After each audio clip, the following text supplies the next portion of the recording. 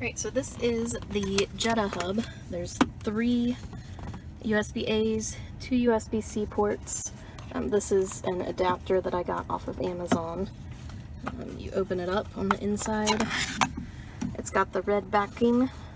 It's kind of the silicone rubber. It actually came with the dongle here to attach the USB drive, the solid state drive. And here it is here. There's a magnetic plate also to attach the drive in.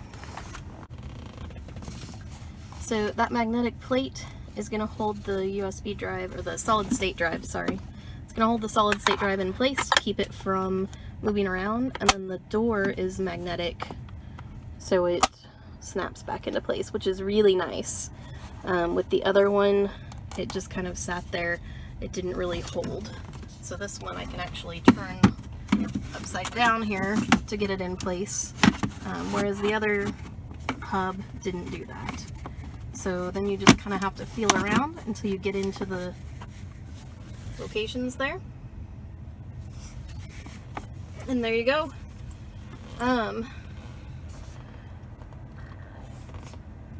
Initial readings on this showed that the output of the hub was the same as the output of the USB outputs from the car, which is really nice. There's no decrease in output there. As you can see, it looks like it belongs, like it's part of the car here. I can hook both of these up.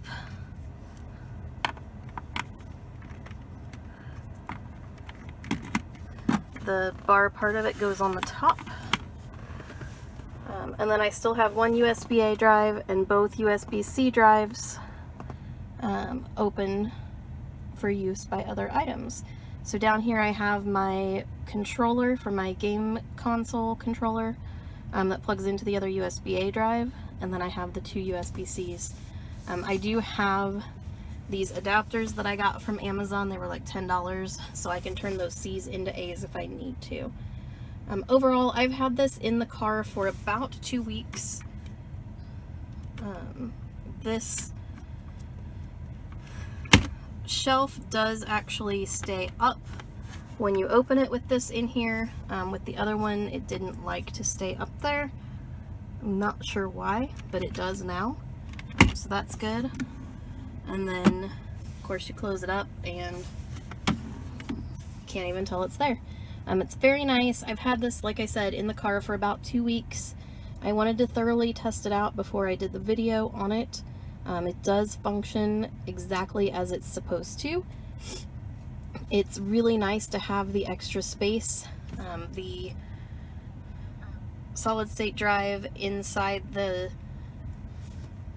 little cabinet there inside the door works well. I've not had any loss of power with anything.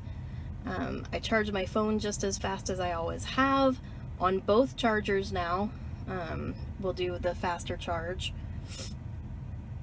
I don't have to unplug anything to use my game controller if I'm somewhere where I'm waiting in the car, so that's nice.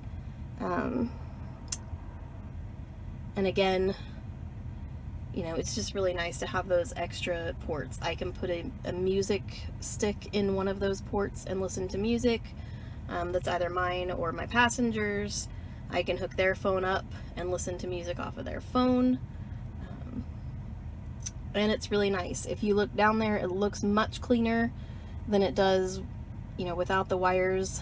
Before, I just had the loose wire here with the solid state drive hanging down loose in the cabinet here.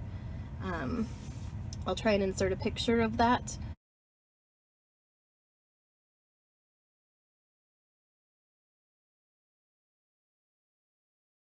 So you can see how messy it was. It also rattled a lot. With that drive loose in there, it kind of bounced around a lot and made noises. And I also could not use this second phone charger since the USB, or solid state drive, sorry, was plugged in there. So overall, great product. I will say I did have some problems getting this The shipping and the communication was very, very poor. I started contacting them about this in March, fairly early in March, and then after a couple of weeks they still hadn't sent it, even though they said they would. I asked about it again. I didn't hear anything back. Then COVID hit and the shutdown happened, and I assumed I wouldn't be getting it at that point because they do manufacture these in China. I'm curious as to how they order their supply from China. I'm wondering if maybe they make a batch order after they've gotten a few orders from other people, and that's why shipping takes so long, or if they order them and have them in stock. I don't know which way they do it, but they have had significant issues with long shipping delays in the past. It's well documented. There's a bunch of complaints on the Better Business Bureau about that. I did experience that myself. It wasn't until August almost.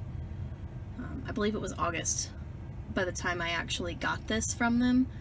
And I went through the end of March, all of April, May,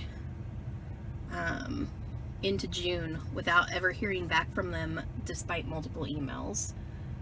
They did finally email again towards the end of July and said that they would go ahead and ship one out. And I did get it within about a week of that communication from them, but you know, for having told me in March that they would send it, April, May, June, July, 4.5 months is a ridiculously long amount of processing time for it. They did give me this unit for free for review, so I will cut them some slack on that. You know, maybe they had units that they had sold that they needed to get shipped out before they gave me this one. However, based on all of the reports from the Better Business Bureau and other forums, the shipping thing is really a major problem for them, as is the lack of communication and the lack of responding to emails. I'd sent probably 10 emails before I got another email back, from the time they said they would ship it to the time that it didn't show up, and I was concerned that they'd sent it and it got lost.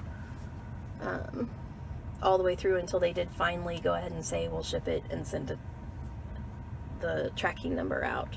There were probably 10 emails that I did not get a response to. They are a small company, I believe based out of California, and there's only a few employees, so again, a little bit of slack on that. It's a small business, I get it. We had the COVID shutdown, I get it. However, even with the COVID shutdown, it does not take someone being in an office in order to respond to an email. You can respond to an email from your phone. So if they would work on their communication and get their shipping times under control so that they're reasonable, I would be able to give this a 10 out of 10. So product wise, I will give this a 10 out of 10 because I do really love this. The door holds tight, it's got plenty of ports, it does what it's supposed to do. It does have circuitry in it that regulates where the power goes, and it stops any kind of overload from happening. I've not had any fluctuations in power. Everything functions even with all of the ports in use. So 10 out of 10 for the product. However, my overall rating is going to be an 8 out of 10 because of the very slow shipping times and the poor communication on the customer service side. This product is around $80. Shipping for the company is, I believe, around $10. So you're looking at $80 to $90 depending on whether or not it's on sale or you have a discount code for it. So it is a little bit of an investment. It's a little bit more expensive. You can check out the cards for the less expensive version of the hub that I found from Basner and did a review on. It's about half the cost. However, I know that Jeda did all of the original research and development on this hub, and Basner, I could not say that. So if that makes a difference and it's worth it to pay the more expensive price to support a local business, a small business from here in the United States, even though they do have their manufacturing done in China, then go with the Jeda hub, because it does what it's supposed to do. It's a great product. If that doesn't matter to you, then check out the cards up in the upper right corner there, and check out my review on the Basner, if you're not concerned about where their research and development came from. So that is my review of the Jeda hub after several weeks. I love it. It's great. It's a fabulous addition to the car, and whether you get this one or one of the less expensive ones, you know, it's going to keep things organized and neat and allow you to have your Sentry mode along with all of your phone chargers and all of your other devices. So go get one.